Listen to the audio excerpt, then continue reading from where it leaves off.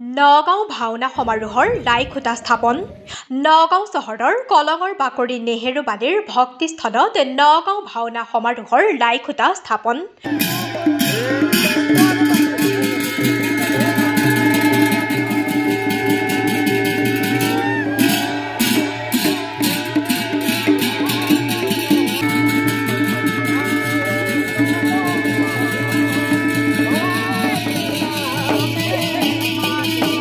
মহাপুৰুষ শ্ৰীমন্ত শংকৰদেৱৰ অপূৰ্ব সৃষ্টি অংকীয়া ভাওনাৰ প্ৰচাৰ আৰু প্ৰসাৰ কৰা লক্ষ্যৰে নগাঁও ভাওনা সমাৰোহ উদযাপন কৰি আহিছে। ত্ৰয়োদশ বাৰ্ষিক নগাঁও ভাওনা সমাৰোহখনি এইবাৰ মাৰ্চ মাহৰ 18, 19 আৰু 20 তাৰিখে 3 দিনীয়াকৈ অনুষ্ঠিত কৰিছে। নগাঁও ভাওনা সমাৰোহৰ জন্ম লগ্নৰে পৰা নগাঁও সদৰ সমষ্টিৰ প্ৰাক্তন বিধায়ক ডাক্তৰ দুৰ্লভ চমুৱাৰ নেতৃত্বত বিশেষকৈ ব্ৰজাৱলী ভাষাত অনুষ্ঠিত হোৱা এই ভাওনা সমাৰোহ 9খন খোলাত একেলগে 9খন ভাওনা আৰু কেলিগোপাল নাট অনুষ্ঠিত কৰা হ'ব।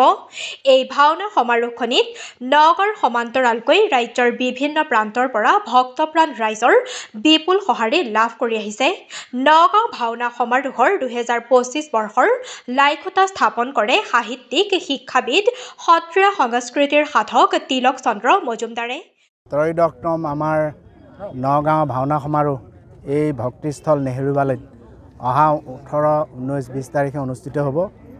আজি আমি লাইখুটা স্থাপন কৰিলোঁ।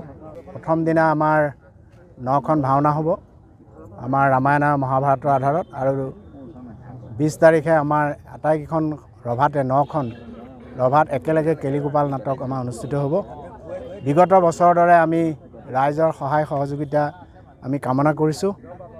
এই ভক্তিৰসে যাতে গোটেই নগাঁও, গোটেই অসম তথা পৃথিৱীত বিয়পি পৰক আৰু মানুহৰ অন্তৰবিলাক, মনবিলাক পবিত্ৰ হওক, আৰু মানুহে সেৱা আৰু কল্যাণৰ মনোভাৱেৰে গোটেই জাতিভেদ পৰিহাৰ কৰি, ধনী উচ্চ নীচ সকলো পৰিহাৰ কৰি সেৱা আৰু কল্যাণৰ ভাৱেৰে নিস্বাৰ্থ প্ৰেমৰ অধিকাৰী হৈ যাতে সুখ শান্তি আনন্দ উপভোগ কৰিব পাৰে, তাৰ বাবে আমি প্ৰভুৰ ওচৰত এই ভাওনা সমাৰোহৰ যোগেদি বিগত 12 বছৰ আমি প্ৰাৰ্থনা জনাই আহিছোঁ, আৰু এই বছৰো আমি হৰিনাম কীৰ্তন ভাওনা সমাৰোহে ইয়াত কৰিম।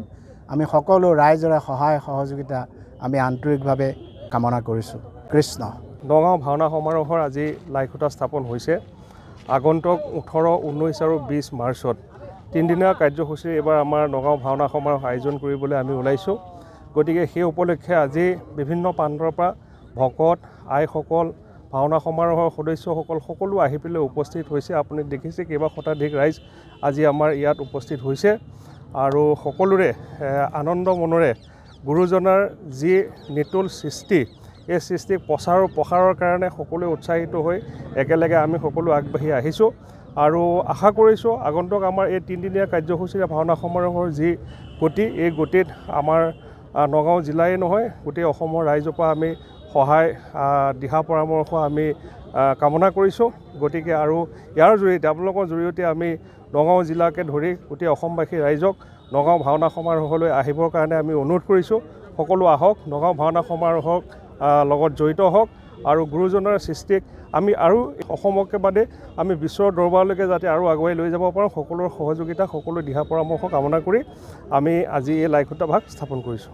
ভাওনা সমাৰোহ নগাঁৱত আজি 14 বৰ্ষ পাৰ কৰি আমি এতিয়া আকৌ এই বছৰ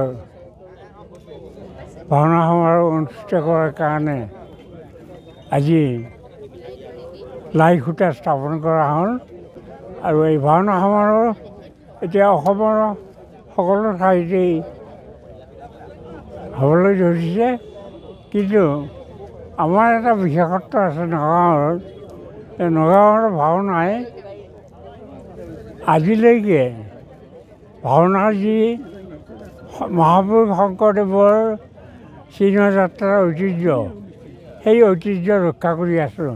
কিয়নো আন আন ঠাইত ভাওনাবোৰ অলপ আধুনিক ৰূপ পাইছে, বিশেষকৈ উজনি অসমত সাজপাৰৰ পৰা আৰম্ভ কৰি আনকি ব্ৰজাৱলী ভাষাটো তেওঁলোকে নাইকিয়া কৰি আধুনিক ভাষাত ভাওনা কৰা আৰম্ভ কৰিছে। শংকৰদেৱে যি ভাওনাত যি নীতি যি ভাষা ব্যৱহাৰ কৰিছিল এই ভাষাত ভাওনাখন হ'লেহে আমাৰ প্ৰকৃত অসমৰ সত্ৰীয়া ঐতিহ্য বজাই ৰখা হ'ব আৰু আশা কৰোঁ আমাৰ এই ভাওনা সমাৰোহ নগাঁও জিলাৰ সকলোৱে একেধৰণে ঐতিহ্য ৰক্ষা কৰিবৰ কাৰণে সদায় প্ৰস্তুত থাকিব আৰু মই নগাঁৱৰ ভাওনাক লৈ গৌৰৱ কৰি আছোঁ আৰু এই গৌৰৱ চিৰদিন যাতে সকলোৱে কৰি থাকিব পাৰে তাকে আশা কৰিলোঁ।